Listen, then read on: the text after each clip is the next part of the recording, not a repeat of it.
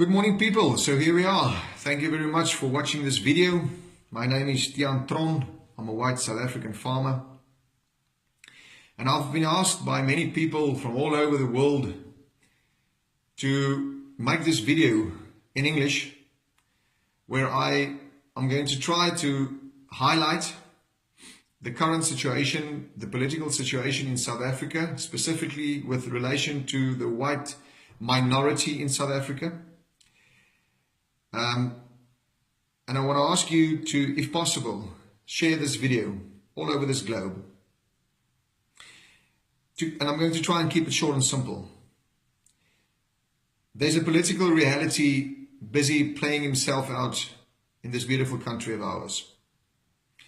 The ruling ANC government has indicated that it plans to change the Constitution of South Africa, specifically Chapter 25 of the Constitution, which deals with private property rights, to change that chapter in order to make it possible for them to expropriate property without compensation, and to deal it with, as the president of the ANC, Mr. Cyril Ramaphosa, as well as the president of the country, to share it with, as he states it, our people. So what he basically is saying is we want to expropriate property without compensation as the government of South Africa to give it back to our people. Now we all know by now who he sees as his people. The message is clear. This is not a matter of taking from the rich and share it with the poor, that typical Robin Hood mentality. This is a matter of taking from the white to give it to the black. Blatant, hardcore racism. That is what this is all about. We know by now what the ultimate result of this policy is going to mean for all the people of South Africa, not only the whites.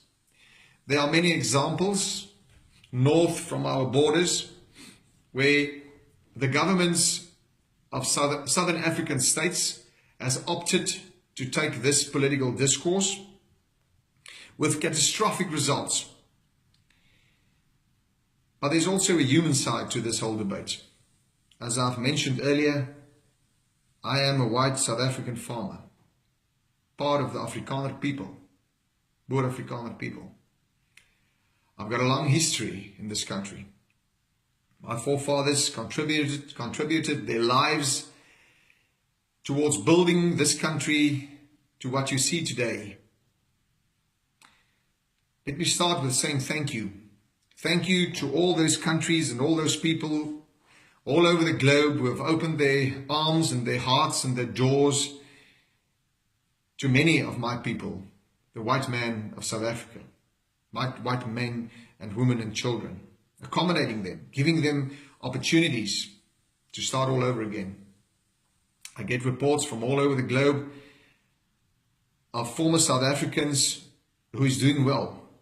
They are enjoying their lives and they are happy families. Their children are happy children. And I want to thank those countries. I want to thank those people. It could have been much different. Thank you for that.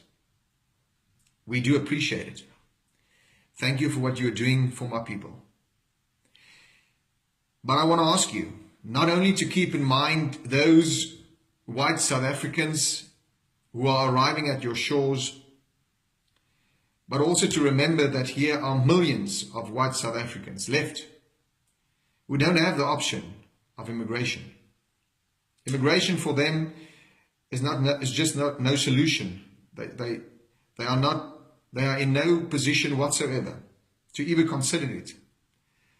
I must remind you of thousands of white South Africans who don't know where their daily bread is going to come from today. They don't know how they're going to feed their children today.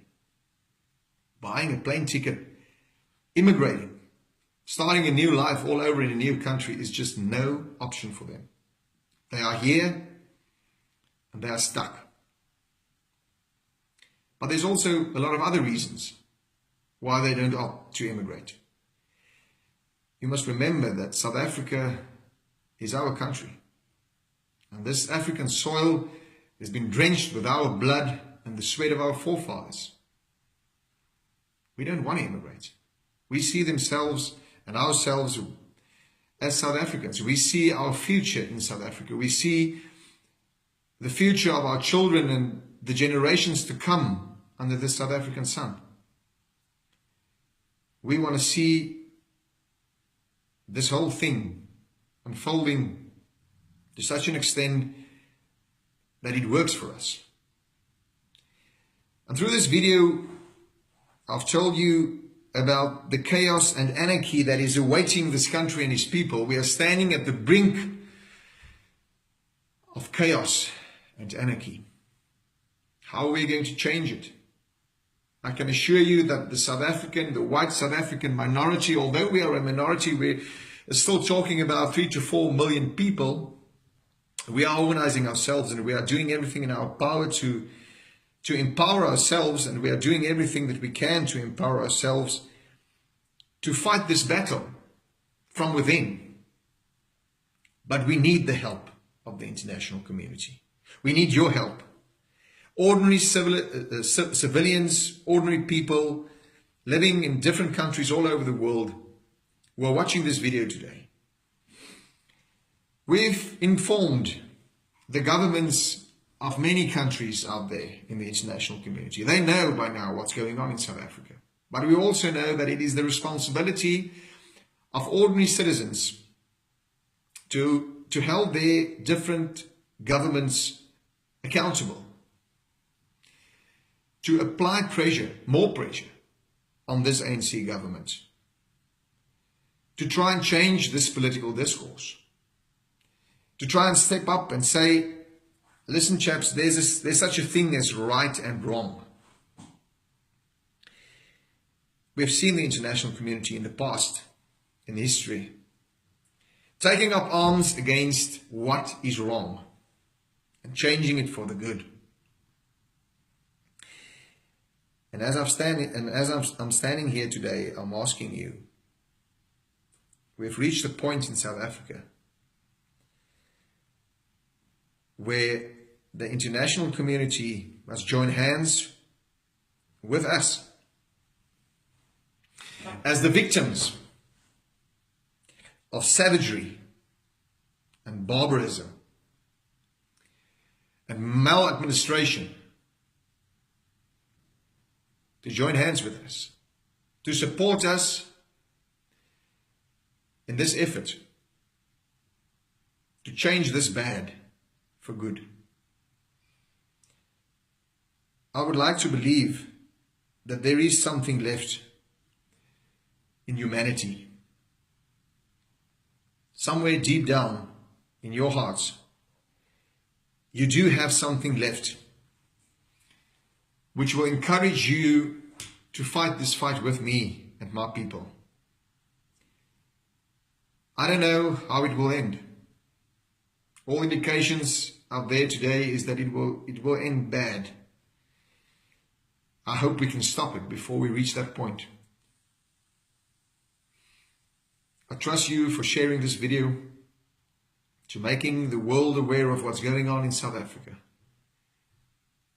and to try and change this bad to something good. Thank you and goodbye.